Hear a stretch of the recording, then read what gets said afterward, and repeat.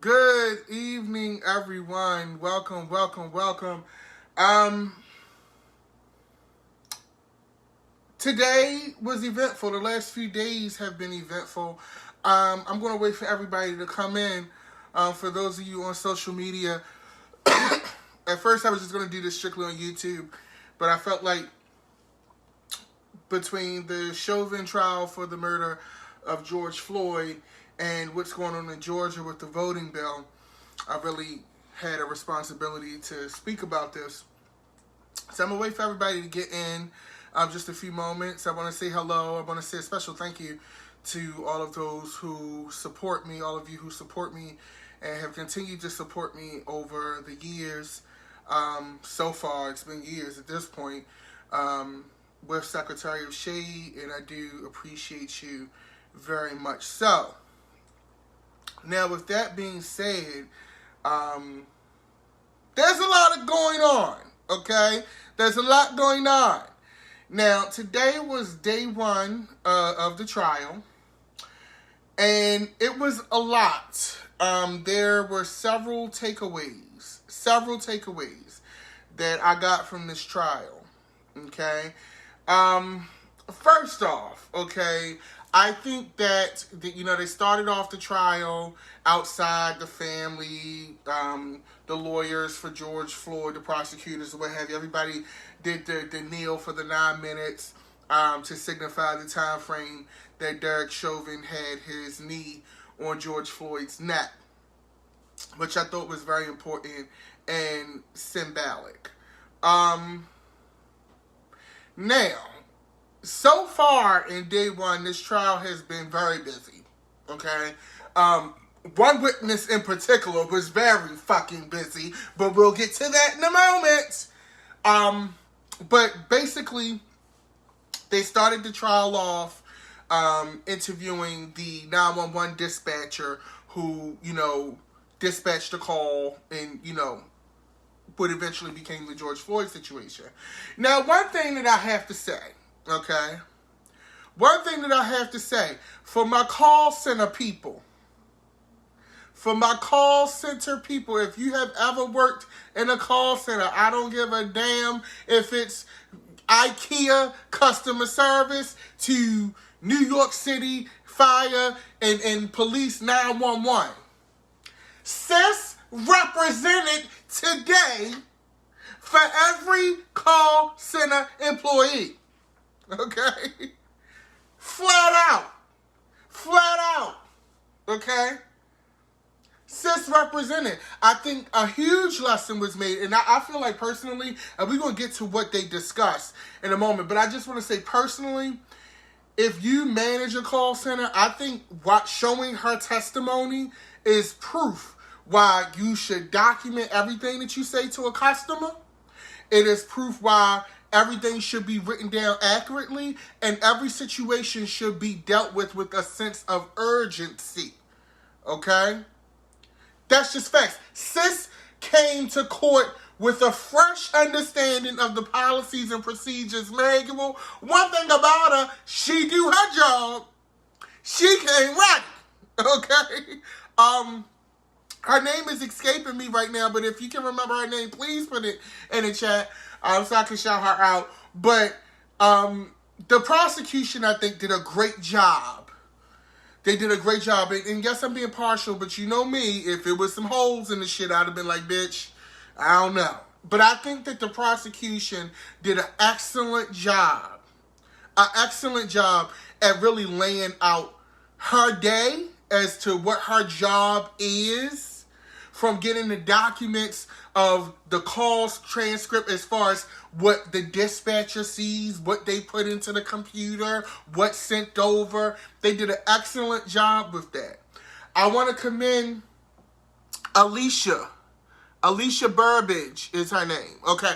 I want to say also, too, she did a good job of being able to explain, in my opinion, to someone who doesn't work at that job, what her job is. Okay? And what was interesting is that sometimes it'd be like, girl, you be at work, you be like, girl, it's always that one person who always we classify as doing the most or not minding their business, or girl, just do your job, it's time to get off, whatever. It kind of makes the case for why at work you need that person that's extra. You need that person who is nosy. You need that person who looks at everything with a fine-tooth comb. Because it's certain things that happen. First off, if you didn't get a chance to watch the trial, she brought up several things that I felt was interesting. And this is where, in my opinion, even if you're not a religious person, I feel like I feel like God stepped into the room. Here's why. First thing she said, because she witnessed what was going on. The security cameras, she was able to view the security cameras as to what was going on at the incident from the city cameras at where the store was, right? And she said, we don't always get to see everything. It doesn't always come up. It's not often. So that automatically made her say, sis, what's going on here? That was God stepping in the room. Okay? The second thing she said that really raised the eyebrow to me, she said, I looked for a while, then I had to go back to doing my job, and I looked, and they were in the same position. I thought the screen had froze. Then she realized the screen didn't freeze, sis. They've been on top of this man all of this time. Okay? So that was the second thing that stood out to me. So sis says, wait a minute. This doesn't look right. Something's off here. And sis isn't an officer. She's not a cop. But especially, here's the thing, and this is where I think that police departments don't understand that everybody that works in the police department doesn't have that same cop mentality where we do fucked up shit and just cover each other.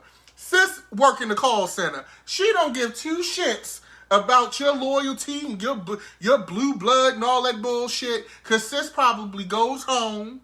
Okay, she was a woman of color. She probably goes home. She watches all this bullshit on the news. And see, what they forget is that these dispatchers hear some of the fucked up shit that these police officers say about people when they in arrest. Can you imagine what she probably hears in the break room? What she probably hears at a company function or a government function when they done got all drunk and liquored up and start saying all kinds of crazy shit out their mouth. Okay? So they have to remember, and I think this put a lot of folks in office, just because they work for you don't mean that they like the shit that you do. Okay? So sis picks up the phone like, look, and this is where she really, in my opinion, really put a red flag up for how police departments work to the public and the world at large. She says, I don't mean to be a snitch, but you might want to take a look at this. Something doesn't look right. When somebody says, I don't mean to be a snitch, but, that means there's a culture there. It's a culture there that the public has been talking about for forever, that they like to act like doesn't exist. And the thing that was crazy is that sis was slightly nervous, but she held it together. And when she said, I don't mean to be a snitch, she said it very matter-of-factly. It wasn't even like she was like waiting to say that. It was so, you could tell it was so embedded in her mind and so embedded in the culture, okay, that she said it without even I don't even think she realized at first that she said it.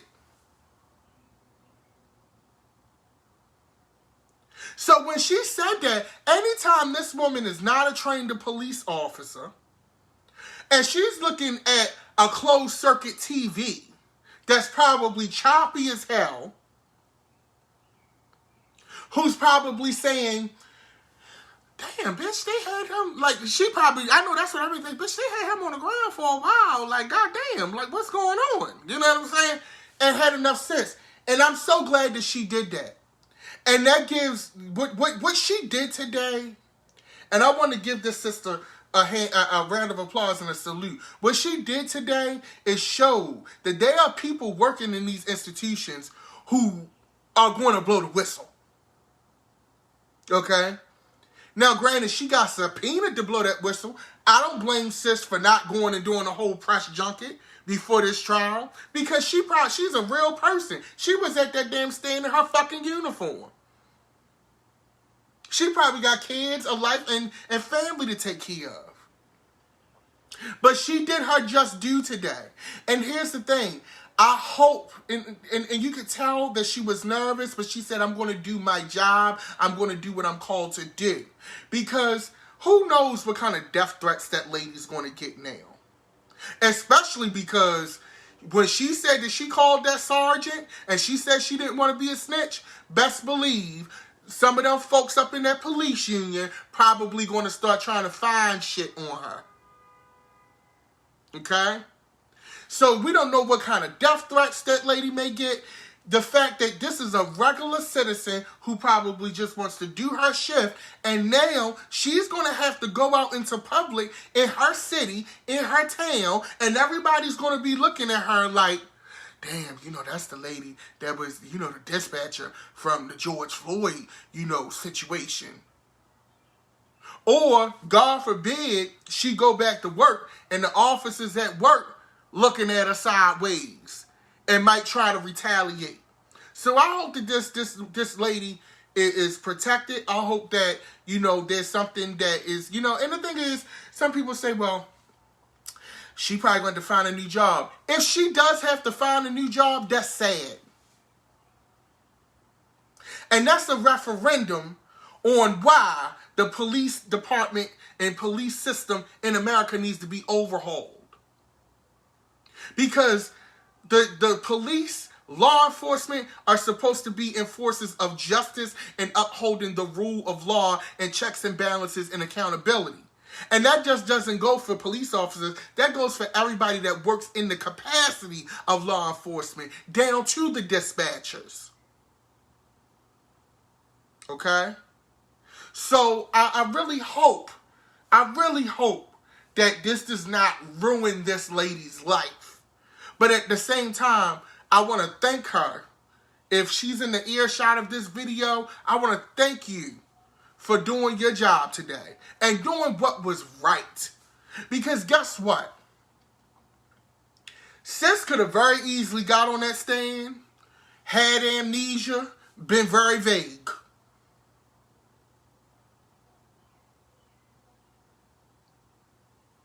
And that's bottom line, flat out. So salute to her. I think that the defense really went around the mulberry bush when they cross-examined her, because she was so airtight. Even when they tried to poke holes and shit. Here's the thing. And here's what that cross-examination shows.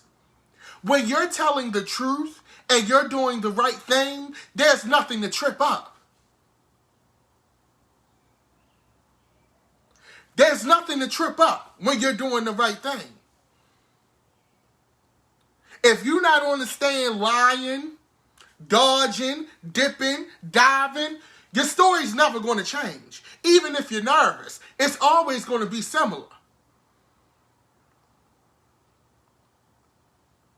And that goes to show you,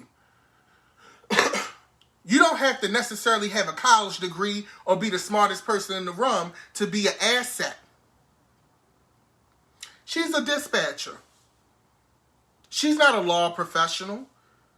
She's not a psychologist or criminal analyst. She's a lady that works in a fucking call center. And let me tell you, if you ever came across a person who works in a call center, they better than lawyers, because they trained to find a goddamn lie. I'm going to tell you off the bat. You talk to, and you will never, and there's a meme that say this, you will never overtalk, out-debate, or trip up a call center experienced rep with 5 years or better. You're never going to do it.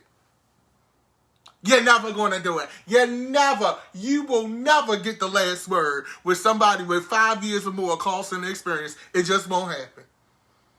Call center reps are trained to debate. They are trained to find the lie. They are trained to when you sit and ask them the same questions over again, because they're trained to answer that question 5 different ways with the same goddamn answer. You're never going to be the call center rep. And that showed it. Rule of thumb, any defense attorney out there, if you are called, a witness is being called and they work at a call center, bitch, just keep it moving. Just say the defense stand and keep it the fuck moving, because you're not going to get anywhere with them. Okay? And that's a fucking fact. Now, I'm going to be very, very, very precise. And I'm going to be very, very, very PC with how I approach the next witness. Okay? Because people get mad over chicken nuggets, and I know they'll probably have a fit over this. Okay? Alicia Euler. Now, I remember her name. Alicia Euler. Okay? This is the second witness. Okay? Honey. Okay, now first off, I'm going to play devil's advocate. This is a huge trial. This is a huge trial. And it can be a lot. So, I don't want to make it seem like, oh, this was so easy. Why wasn't she together? Because this is a lot. The world is watching. Not your little town. Not the local cable access news. You're on CNN, you're on MSNBC, you're not on Fox News because they're not covering it, but you're on global news. Now, there's 2 ways that I want to look at this. So I sympathize if she was nervous. I sympathize. But that was a goddamn mess. That was a goddamn mess.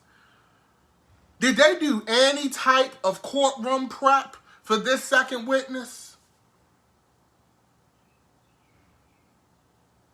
I'm just being honest. Did we do any goddamn prep? This is where I'm looking at the prosecution like, what was y'all doing? Maybe y'all spent all your time with Miss Call Center, Mother Call, Mother Dispatch. Maybe y'all spent all your time on Mother Dispatch because of how she get it done. You was like, we could go ahead and kill it with her. Second witness, we got her video. So if she fuck it up, we got the video.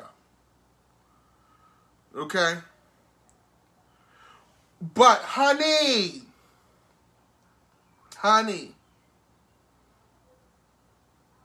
first off, could you see the computer screen? Because your lashes were so goddamn heavy. Could you see the defense attorney? I'm just asking. Okay?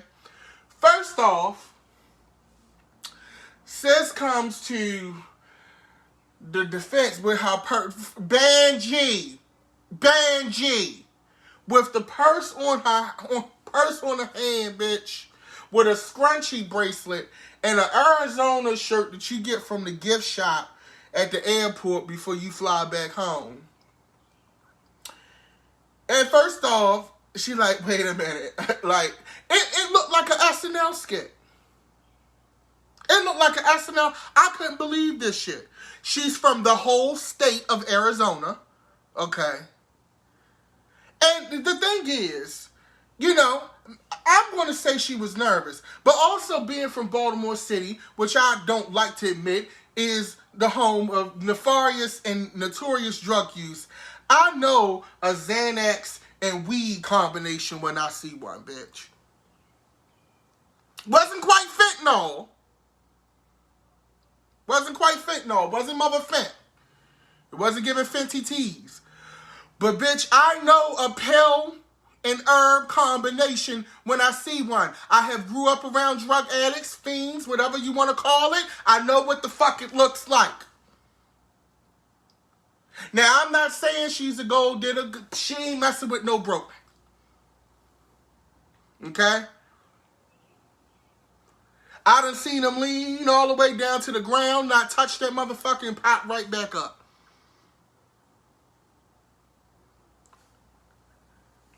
I'm not saying that she was on drugs, but bitch,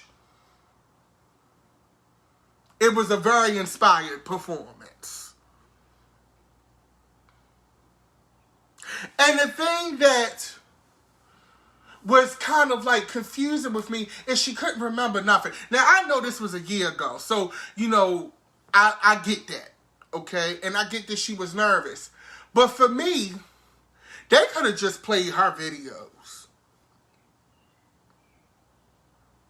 They could have just played her videos. And like I said, she may have just been nervous. That's my official statement. For those of you who want to pick what I say apart and things of that nature, that's my official statement. I believe that she was nervous. I believe that it was a lot with the trial. But behind closed doors, bitch,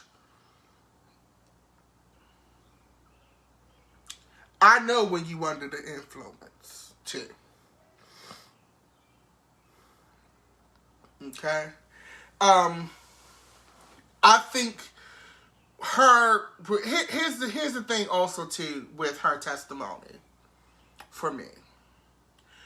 I think that her testimony, I like that she was so authentic and raw. That's what we're going to call it. We're going to call it authentic and raw. Because it shows that it was regular people out at this event, right? At this situation, at this whole endeavor. Another thing that was very hard for me to watch, especially, was seeing the video of Derek Chauvin's knee on a man's neck. It was like planted in there, so like snug, that you could see the life leaving his body. And you have one witness, the last witness who came was actually like right there today. But you can literally, this is the first time I've seen the video in pieces, but this is the first time watching the video where I saw the life leave that man's body. That, it's something that I'll never forget, and I was watching it from TV. But can you imagine the trauma from the people that were there that saw that happen? And then to add insult to injury, the defense tries to say that he died from hypertension and a drug overdose. So you basically saying whether Derek Chauvin put his knee on his neck or not, he was just going to drop dead eventually that day anyway.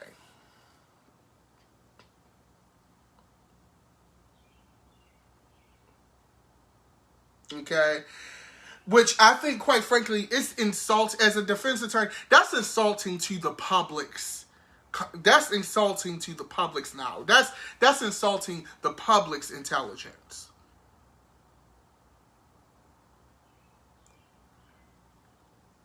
And that's crazy to me that's what we going with.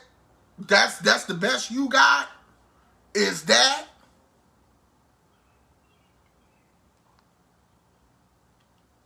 I thought that was insane and insulting. And it's insulting to his family who's sitting in that courtroom.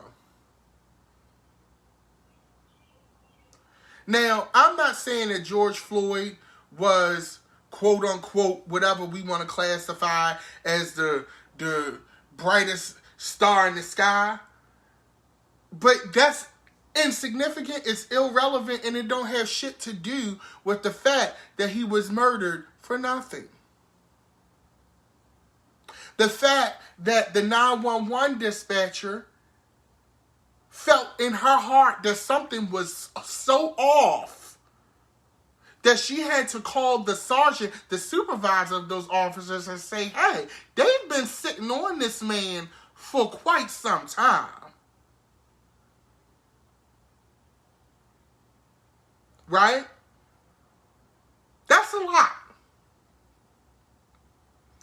So I thought that was very interesting.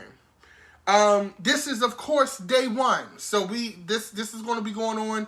I'll be watching throughout the week. Of course, for major developments, I will be, reporting on that. And look at me reporting like I'm CNN or some shit. I will be talking about it. Okay? I don't want nobody to get their boxes or their panties in a bunch. But yeah. So that's day one of the George Floyd case. More to come.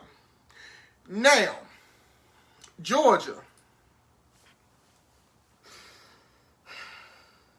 Okay.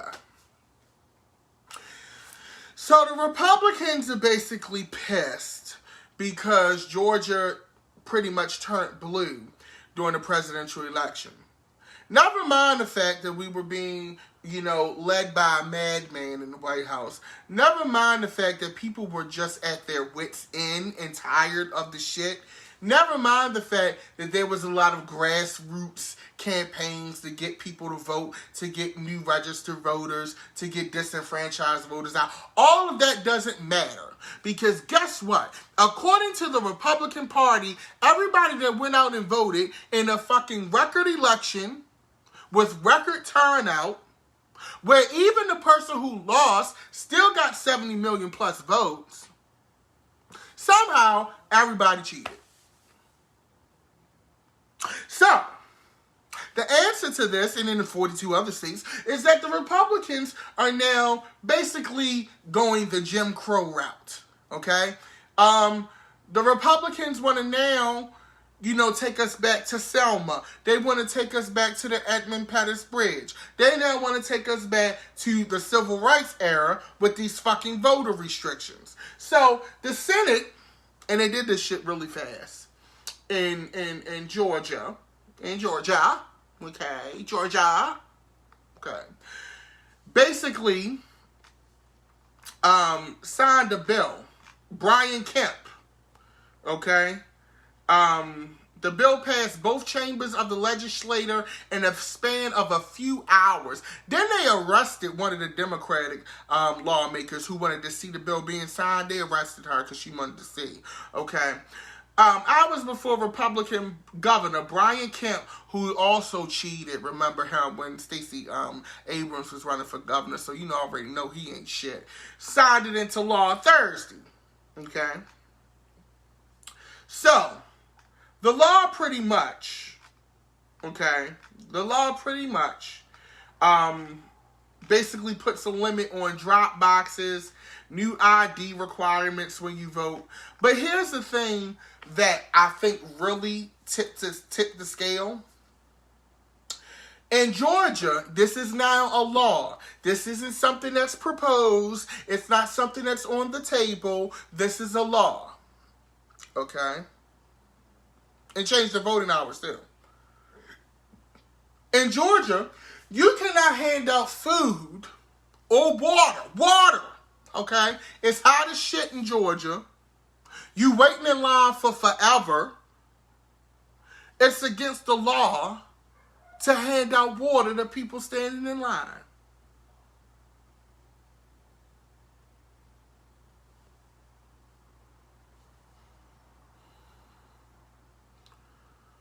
Who does that? I think people have gone crazy. I really do. I think that people have gone crazy. There's a lot going on, and I think that people are really trying it. I think that people have lost their goddamn mind. So now you're going to arrest Aunt Ethel and them for handing out water from the church? Really? Like, who does that? But here's the thing that they didn't anticipate. So, since this new voting law came into effect, a lot of big corporations have hubs in Georgia. And these corporations, the bottom line, and this is Emmanuel's opinion, this is DDM's opinion, right?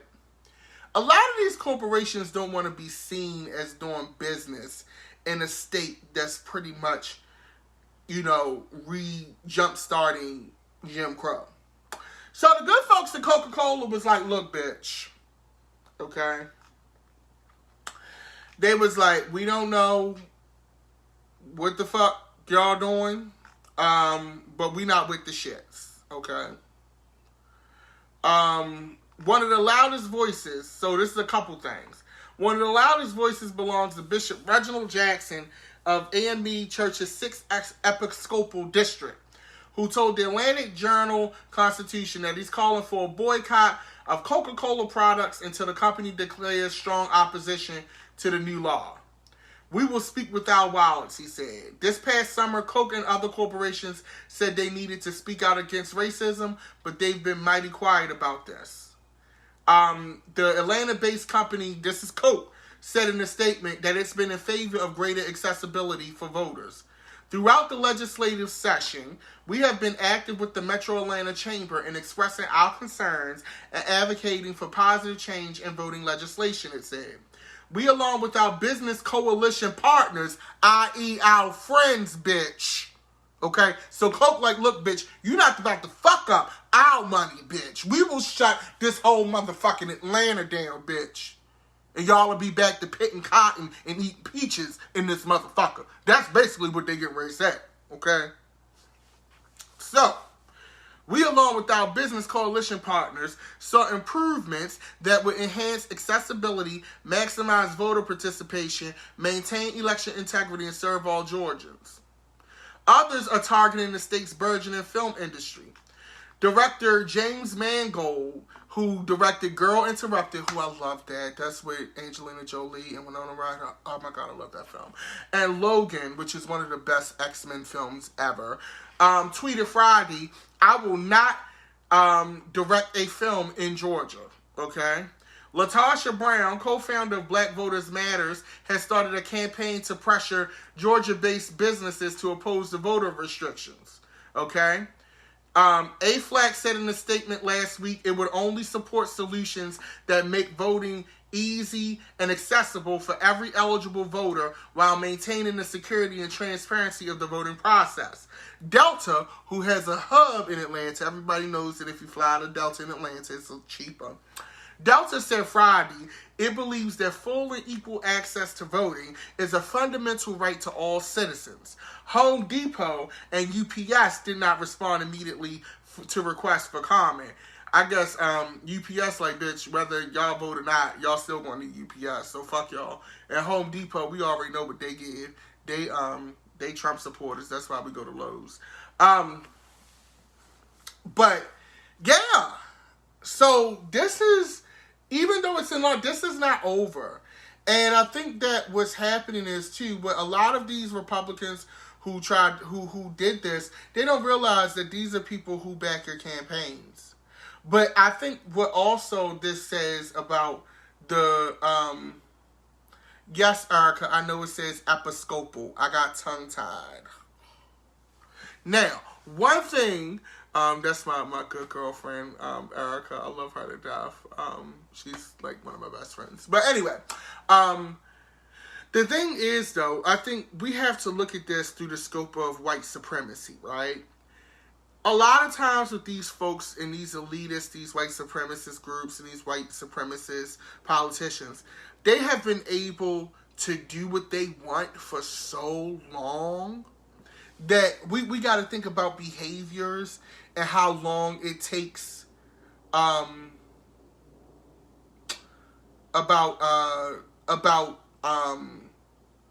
how to change habits and behaviors, right? So they've been doing it for so long that to them, it's like, you ever seen Gone with the Wind, and when Scarlett be in the house and shit, and slavery is clearly like, the shit is done, bitch, you done, your house getting fucked up, everything, and she still, the sun shall rise again, this bitch hanging on the curtains and shit. That's essentially what a lot of these Republican politicians in the South are doing. They see the demographics of that state changing. This just didn't pop up out of thin air. If you go to Atlanta and even the surrounding counties, the demographics of that are changing a lot. Okay? And that whole entitlement, that whole, we gonna do whatever, that shit is ding ding done. Stick a fork in it, bitch. Call the waiter. Check, please. Okay? Yeah, shout out to Slutty Vegan Pinky Cole, who is a Baltimore native. Fuck it up. Okay? But there's like so much, that's going on. And I think what we're seeing is this. I was looking at Fareed Zakaria yesterday, right? Because, I love Fareed. And he said I was reading one of his segments, and he was like, in 1950, or in the 50s, America was 90% white. Fast forward now, America is 59% white. So while the majority of the country by numbers is still majority white, it's not by a lot. Okay? It's not by a lot. And I think, once again, we're seeing a certain demographic of people. Number one, some of these people have been in office so goddamn long, they feel like they know their district, they know where it's been the same for forever, and they can't handle and process the fact that shit is about to be almost over for them. Okay?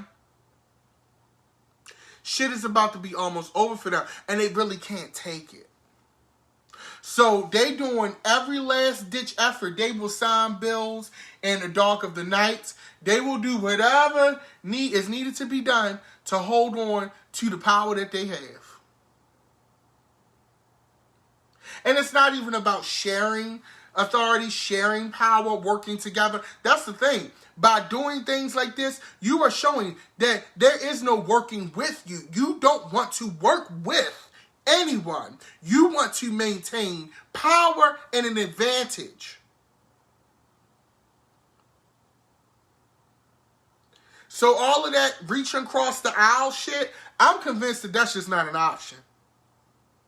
Because that passing a bill like that is not reaching across the aisle. That's you ensuring that your aisle stays a gated community, bitch.